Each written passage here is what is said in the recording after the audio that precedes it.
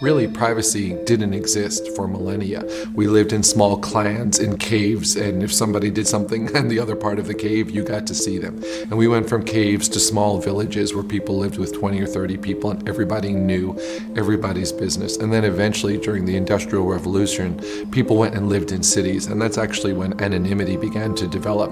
And that lasted pretty much up until the internet age. As you fast forward, what you see is the social effect of being able to communicate in this computer-mediated way.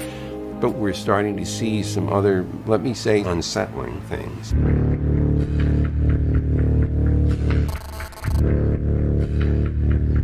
There's an infrastructure in place in the United States and worldwide that NSA has built in cooperation with other governments as well, that intercepts the vast majority of human device-based communications. What this court order does that makes it so striking, it's collecting the phone records of every single customer of Verizon Business. It's a government program designed to collect information about all Americans, not just people where they believe there's reason to think they've done anything wrong.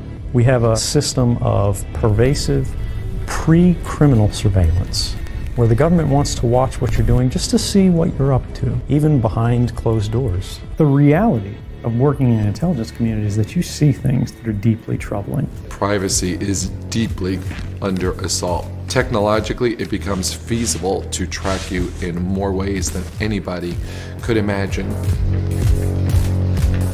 Every time you click like on Facebook, there are computer algorithms that can figure things out about you based upon what you like. So if you like certain musicals, they can say you're more likely to be gay, and they've actually run studies on that at MIT.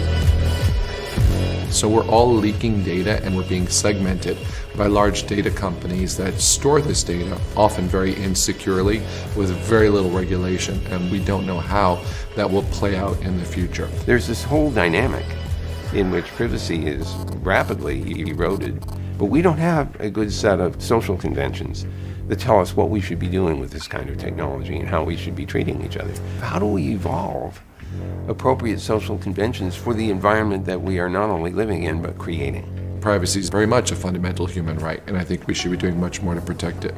If we don't act to establish international standards that are widely respected and enforced by strong technology, we may not be able to get privacy back.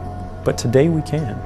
All we need to do is advocate for reform. I've heard people say, if you've got nothing to hide, then you wouldn't try to assert privacy. And my response to that is, if you've got nothing to hide, then you've got nothing to live for.